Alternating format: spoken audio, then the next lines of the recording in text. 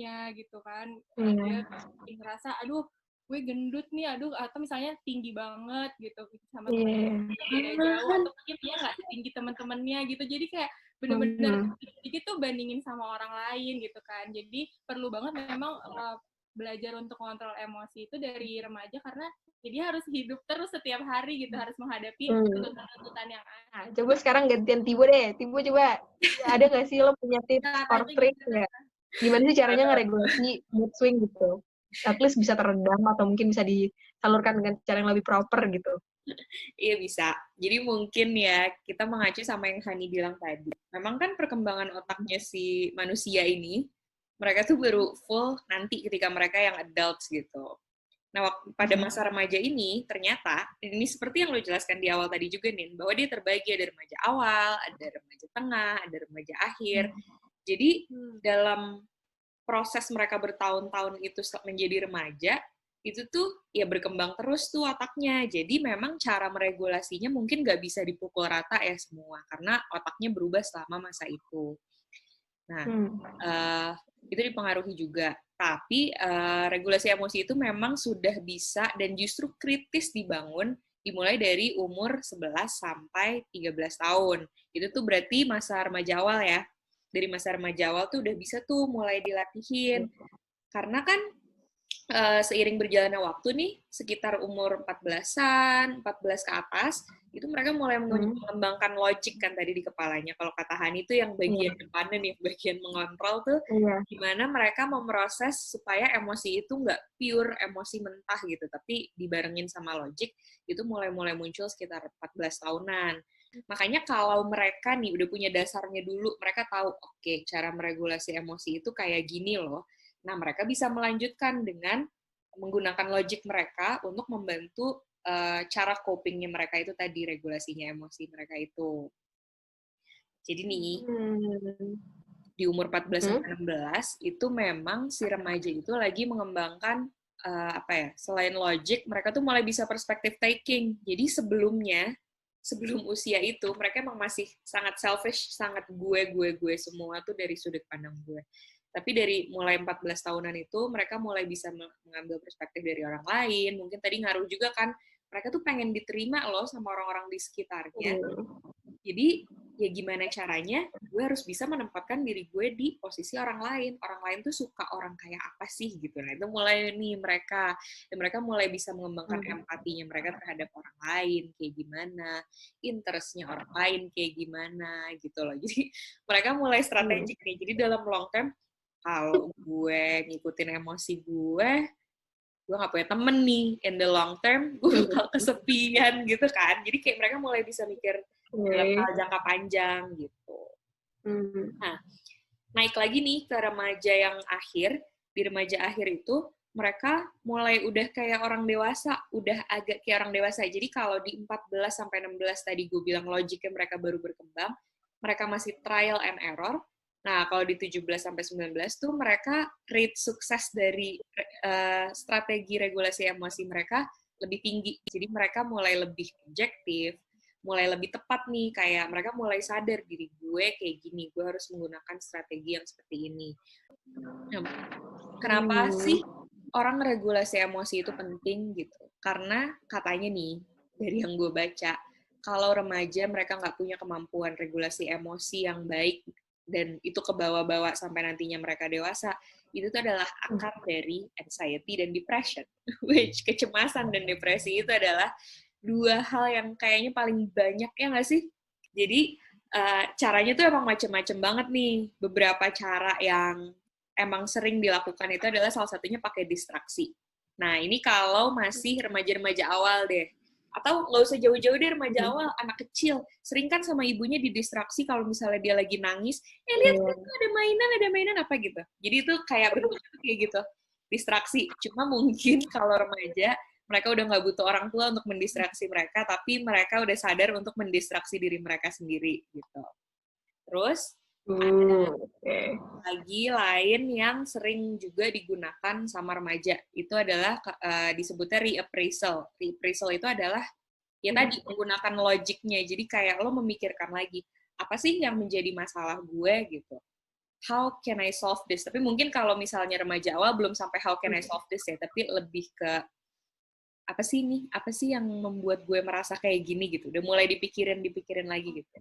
Tapi dari yang gue baca, reappraisal itu lebih efektif, terutama dalam meregulasi emosi-emosi yang kayak perasaan takut, kecemasan, kayak gitu. Oke. Ini gue mau ngasih bukan tips ya, tapi sesuatu yang bisa lo praktekin di rumah sebagai anak remaja, gimana sih melatihkan regulasi emosi tersebut gitu. Gue bilangnya ini adalah cara mindfulness. Pada tahu mindfulness apa? Oh, lagi dari ini Kan mindfulness. banyak nih. Here and now. Iya, banyak nih kalau di sekarang banyak banget berkeliaran tuh kayak meditasi mindfulness, yoga mindfulness gitu. Mungkin di awal orang menyepelekan mindfulness itu sehingga mereka udah dewasa masih harus melatihkan mindfulness itu gitu. Benar katanya Nina tadi, mindfulness itu adalah here and now, gimana lo tuh benar-benar aktif berada pada present moment saat ini. Lo tuh ada di situ, lo presence gitu. Jadi lo nggak kayak badan lo ada di sini, tapi pikiran lo tuh kayak, aduh kemarin gue ketemu sini gitu. Itu tuh nggak mindful, itu pikiran lo kemana-mana gitu ya. Daydreaming namanya nanti. Ya. Nah, mindfulness kenapa sekarang lagi rame banget nih, banyak yang bahas, karena mindfulness itu sendiri telah terbukti bahwa dia bisa meningkatkan ketenangan, bisa meningkatkan keseimbangan dari pikiran lo, terus bisa juga meningkatkan inner strength lo, katanya. Jadi kayak itu mungkin lebih ke keyakinan diri lo gitu. Kayak lo yakin dengan diri sendiri, lo yakin dengan kemampuan lo yakin lo bisa apa. Jadi nggak kayak tadi nih, kalau misalnya di remaja kan banyak tuh yang aduh badan gue gini-gini, permasalahan body image, aduh gue gak secantik temen gue, aduh gue gak gue. Nah, itu kan permasalahan remaja tuh, berarti pas banget kan kalau disasar pakai mindfulness yang dia bisa meningkatkan inner strength dari seseorang tersebut gitu. Oke. Nah, gimana, Bo, ngelakuinnya, Bo, mindfulness-nya itu, Bo? Nah, nggak sabar. Pengen dulu ya nih sendiri. Iya, pengen juga belajar. Masih remaja kan? Sebelumnya, kita start dari body ya. Jadi, lo pernah ikut yoga nggak sih? Ikut. Suka. Belum pernah. Kalau meditasi, guided meditation pernahan? Pernah sih sekali. Pernah sekali. Sebenarnya basicnya kayak gitu sih, tapi kalau guided meditation lo dengerin orang kan, dengerin instruktur. Yoga juga lo dengerin instruktur. Biasanya ini dibantu dengan membawa lo kepada mindfulness itu sendiri. Jadi lo pejamkan mata, kalau bisa kayak di tempat yang tenang. Tapi sebenarnya nggak harus di tempat yang tenang sih, karena meditasi itu bahkan bisa lo lakukan ketika lo mulai naik nih emosi. Lo udah kayak tahu nih, gue mau marah, gue mau meledak. Itu kayak lo bisa right there, kayak right here, right now, lo bisa melakukan meditasi itu sendiri. Gitu. Ada nanti kalau misalnya, ada kok bukunya, gue pernah baca tapi gue lupa judulnya apa ya. Jadi kayak lo beneran bisa meditasi itu dimanapun, nggak harus di tempat sepi. Pertama nih, kita di tahap body. Intinya adalah lo harus mendengarkan tubuh lo, karena tubuh lo itu berusaha untuk memberitahukan lo sesuatu. Ini pas diterapin di usia yang 11 sampai 13 tahun tadi. Jadi ketika lo belum mengembangkan logik lo, coba dengarkan badan lo. Badan lo itu jadi dasarnya dari regulasi emosi untuk anak-anak yang masih kecil ya, maksudnya yang belum mengembangkan logik tadi, adalah pertama banget lo harus kenal emosi lo. Lo tuh lagi ngerasain apa. Jadi kayak lo harus in touch sama emosi lo. Nah, salah satu caranya ketika itu semua masih abstrak, kayak lo ngerasa bahagia. Bahagia itu apa sih? Konsep kan, kayak sangat ngawang gitu. Bahagia itu apa? Nggak bisa dijelasin, nggak bisa dirasain. Tapi kayak salah satunya adalah lo memahami reaksi tubuh lo seperti apa ketika lo merasakan kayak gitu. I see. Sebenarnya kuncinya main di pernafasan sih. Kayak kalau lo meditasi kan juga mainnya di pernafasan ya. Jadi pertama, bawa lo ke present moment, itu lo harus pejamkan mata dulu. Kayak pokoknya lo fokus, lo usaha untuk fokus gimana lah caranya. Mungkin kalau emang nggak bisa mejamin mata, nggak usah juga nggak apa-apa. Tapi lo kayak mulai tarik napas, buang napas gitu. Pertama, lo letakkan tangan lo di dada. Jadi kalau lo letakkan di dada, lo napas nih, rasakan. Terus lo buang napas. Oh, biar kerasa gitu ya nafas. Biar kerasa detak jantungnya apakah cepat, apakah lambat gitu kali ya. Kalau lagi bete atau lagi marah mungkin degup jantungnya lebih cepat gitu kali ya.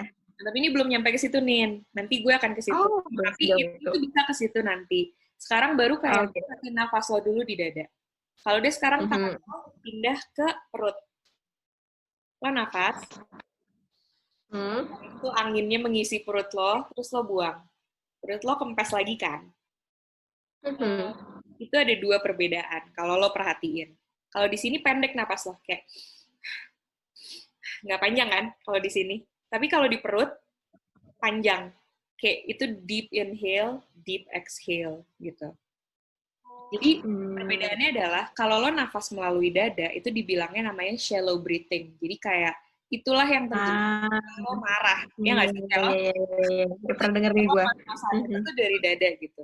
Nah, pernafasan dari perut itu lebih deep, sehingga lo kayak punya waktu untuk kayak mengontrolnya itu.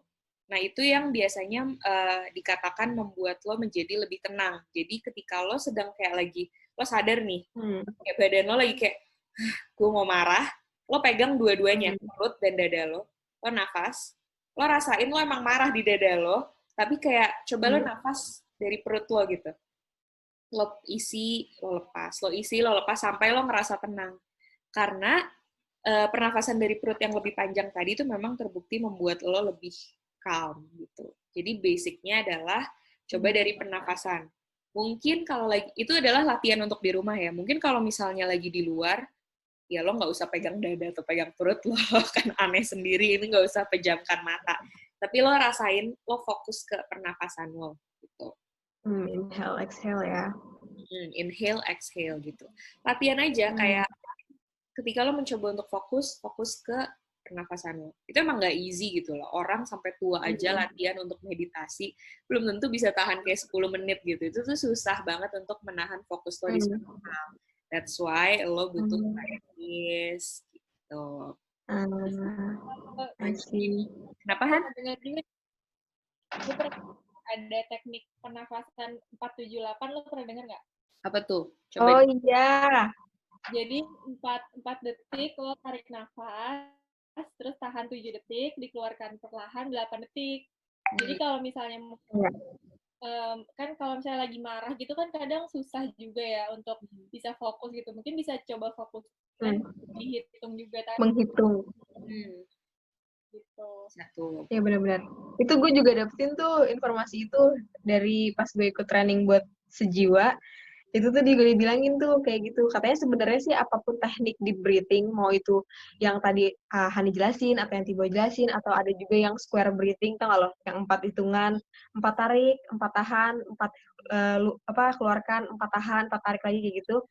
Itu semuanya sifatnya adalah untuk merilis apa pokoknya di otak kita. Jadi tuh di otak kita tuh ada fungsi sesuatu yang bisa bikin yang tertutup ketika kita lagi in stress, mau itu kita karena marah, karena takut, atau karena kecewa. Nah, nanti kalau misalnya kita melakukan di breathing itu, otomatis kita akan relax.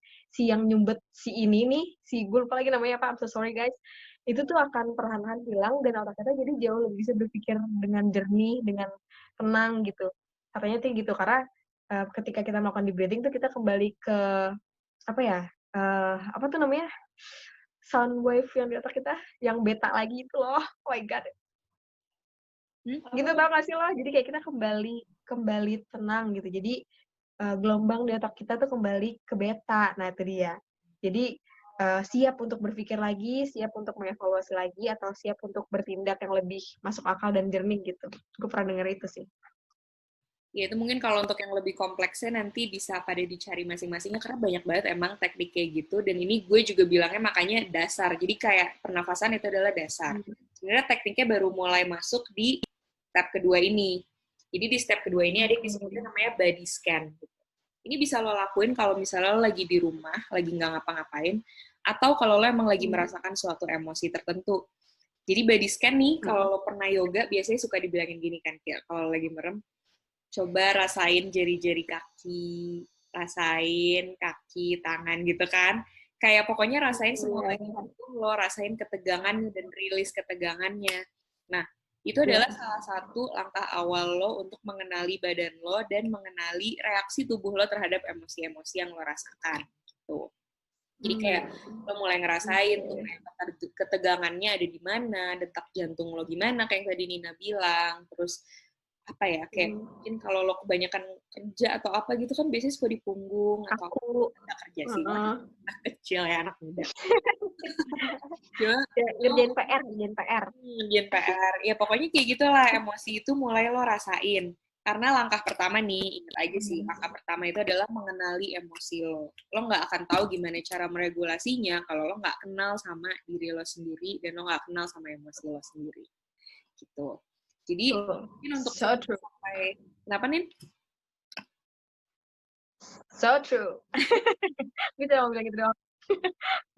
Mungkin untuk 11 sampai 13 tahun, sampai di sini dulu langkah yang bisa dilakukan. Dan ini bisa mungkin dibantu di guide sama orang tua. Dan sebenarnya bisa dimulai dari usia lebih kecil lagi kok, untuk mengenalkan anak terhadap emosi apa sih yang mereka rasakan dan emosi apa sih yang orang lain rasakan. Nah, itu mungkin untuk mempersiapkan ke stage selanjutnya, di mana mereka mulai memahami perspektif dari orang lain gitu. Itu adalah reflection. Reflection itu adalah pikiran. Jadi kayak sekarang mulai masuk ke pikiran, lo mulai menyadari bahwa